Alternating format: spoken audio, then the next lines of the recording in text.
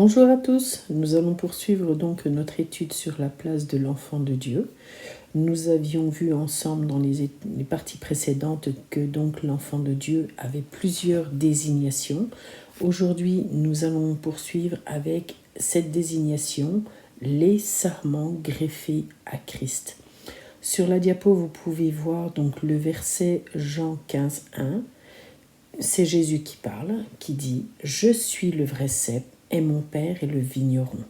Tout sarment qui est en moi et qui ne porte pas de fruits, il le retranche. Et tout sarment qui porte du fruit, il l'émonde afin qu'il porte encore plus de fruits. » Il faut commencer par dire que Jésus est la vie. Ainsi, si nous sommes greffés en Jésus, la vie de Jésus entre dans le sarment, donc en nous, puisque nous sommes les sarments de Christ, greffés en lui. Donc, du moment où nous sommes greffés en Jésus, sa vie entre en nous. Nous l'avions vu plusieurs fois, la vie qui entre en nous, c'est le Saint-Esprit.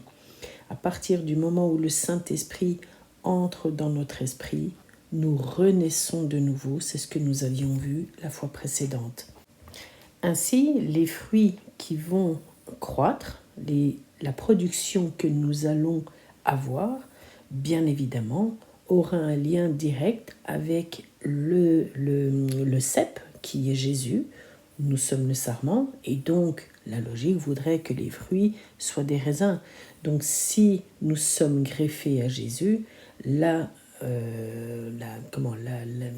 les fruits qui vont être au bout du compte, ce sont des naissances d'enfants de Dieu. Nous avons pour mission, nous le verrons par la suite, d'aller par tout le monde, annoncer la bonne nouvelle. Donc, normalement, lorsqu'on laisse le Saint-Esprit faire son travail, le Saint-Esprit va bien évidemment prendre ce que Jésus dicte, puisque de toute façon, ils sont liés l'un et l'autre. Et donc, ce qui va sortir de nous, c'est le Saint-Esprit par notre voix, par nos yeux, par nos oreilles, par nos mains, par nos actions, tout ce que nous allons être aux yeux du monde, c'est la production du Saint-Esprit, si nous le laissons vivre en nous, bien évidemment.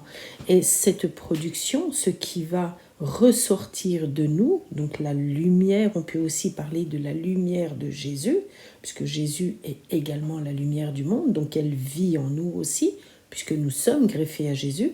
Cette lumière va ressortir et la logique voudrait que les gens qui nous entourent voient cette lumière, voient les actions du Saint-Esprit. Pas nous, nous sommes un véhicule. Ce que les gens, les personnes autour de nous doivent voir, c'est le Saint-Esprit, c'est Jésus au final. Et ça, c'est très important. Et en agissant de la sorte, quelle production nous allons avoir au bout? Des victoires, des vies, des personnes qui plient genoux devant l'Éternel, des personnes qui demandent pardon à l'Éternel, des personnes qui comprennent et qui découvrent qu'elles sont pas sur le bon chemin, des personnes qui entendent la voix de l'Éternel. Voilà, donc des naissances. Voilà, ça c'est très important, c'est ce que je voulais dire par rapport donc au sarment. Nous sommes les sarments greffés à Jésus-Christ. Nous poursuivons avec la désignation suivante, sacrificateur du royaume des cieux. On peut les appeler les saints. Voilà. Sur la diapo, vous voyez le verset de Apocalypse 1,16 et qui a fait de nous un royaume des sacrificateurs pour Dieu son Père. À lui soit la gloire et la puissance au siècle des siècles. Amen. Alors, qui est lui? Bien évidemment, c'est notre Seigneur Jésus-Christ. Il faut comprendre ce que c'est que d'être sacrificateur. Et pour cela, il faut revenir dans les passages les plus loin de la parole. Je dirais même mieux ce qu'on appelle la Torah. Les 5 premiers livres de la Bible s'appellent la Torah. La Torah, tout le monde dit que ça signifie la loi. On devrait plutôt dire l'enseignement, c'est mieux. Dans le livre des Nombres, il existe toutes sortes de sacrifices que le sacrificateur devait accomplir en fonction des maladies, en fonction des louanges, en fonction de toutes sortes de choses, s'il y avait des morts ou s'il y avait la lèpre ou si le fameux sacrifice qui était réalisé une fois par année, donc le sacrifice du pardon annuel, donc ce qu'on appelle aujourd'hui Yom Kippour. En fonction, voilà, il existait toutes sortes de sacrifices. Vous avez tous les détails, et je peux vous assurer que c'est détaillé dans les nombres de tous les sacrifices qui étaient faits. Aujourd'hui, tous ces sacrifices, j'ai envie de dire entre grosses guillemets, n'ont plus lieu d'être physiquement parlant. Nous ne devons plus aller tuer un agneau, tuer des hirondelles ou autres, ou faire des sacrifices avec des plantes différentes. Il y avait des sacrifices avec des plantes différentes. Voilà, tout ceci, nous n'avons plus à le faire aujourd'hui. Pourquoi ? Parce que Jésus lui-même a réalisé le sacrifice qui est éternel. Et donc, par le fait, il devient le souverain sacrificateur. La parole dit en hébreu, dans le livre des Hébreux, il est souverain sacrificateur selon l'ordre de Melchisédek. Melchisédek qui est Dieu lui-même, bien évidemment, puisque Melchisédek, si on décompose un petit peu le mot, c'est Meler Tzedek, Dieu de justice, Tzedek. Dieu tout court, tout simplement. Donc, nous, aujourd'hui, par Jésus, Dieu a fait de nous des sacrificateurs. Alors, qu'avons-nous à faire réellement ? Eh bien, avant tout, des sacrifices de louange, des sacrifices de reconnaissance, ce qu'on appelle aujourd'hui des intercessions. Lorsque nous plions genoux pour une personne qui vraiment a besoin à la seconde même d'être délivrée, sauvée dans une maladie impossible, voilà, c'est très important. Nous, notre rôle à nous, enfants de Dieu, parce que personne ne peut le faire à la place des enfants de Dieu, c'est d'intercéder. D'intercéder, de dire au Seigneur, on s'adresse au Seigneur, je t'apporte telle personne, on te le remet entre tes mains, je t'en supplie, interviens Seigneur. Ce sont des prières que nous pouvons faire. Il y a d'autres sacrifices que nous pouvons faire également.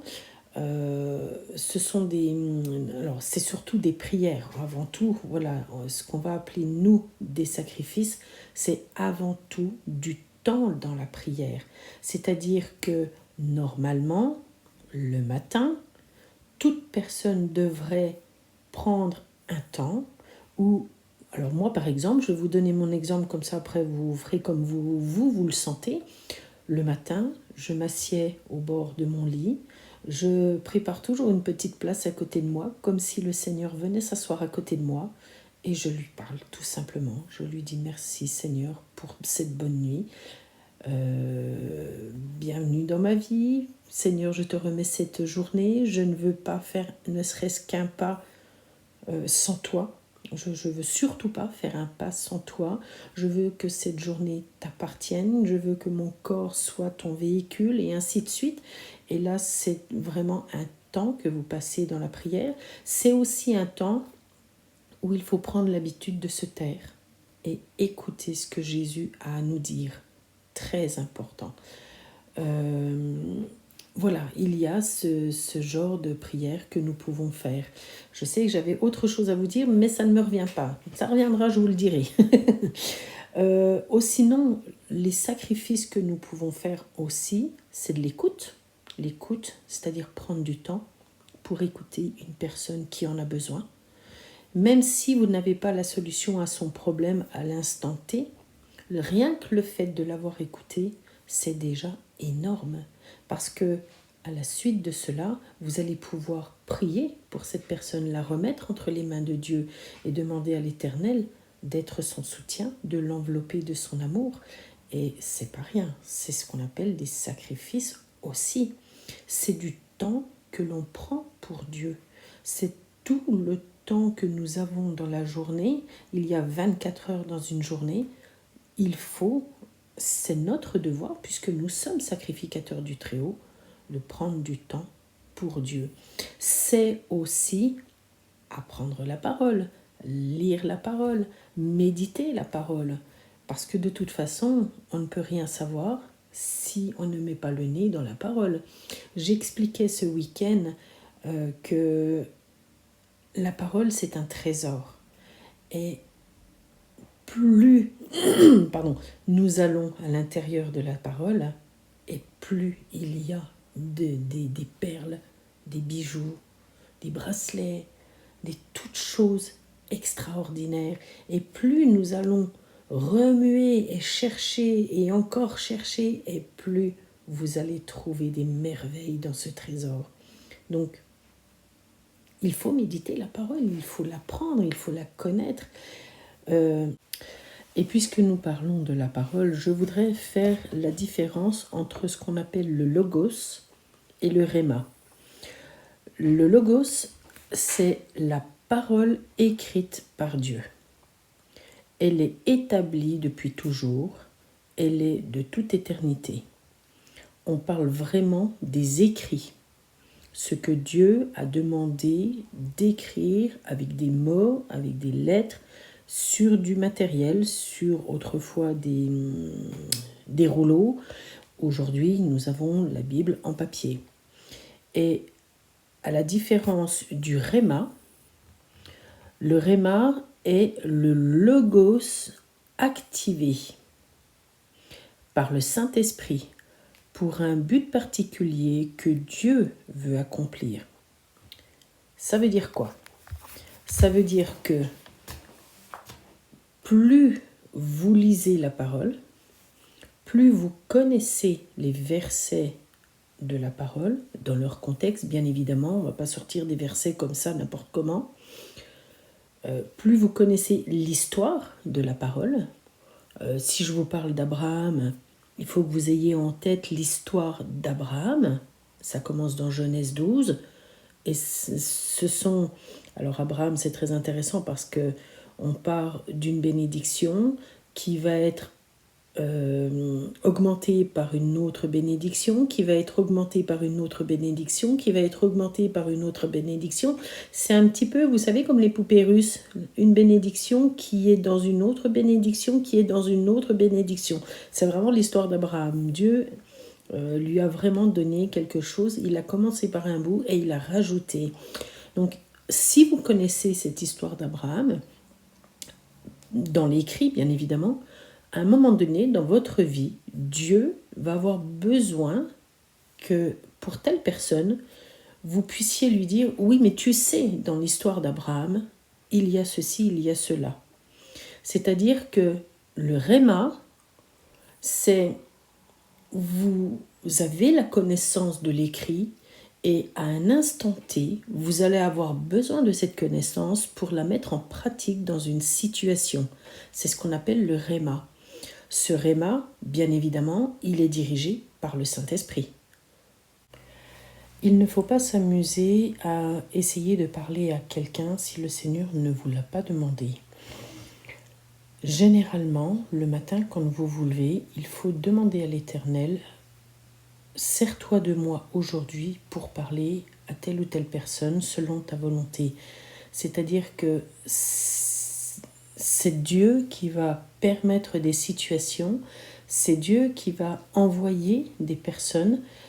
c'est Dieu qui va permettre qu'une personne va vous lancer un peu comme une perche. Et là, vous allez vous dire, Seigneur, c'est maintenant ou jamais, c'est maintenant que je lui parle.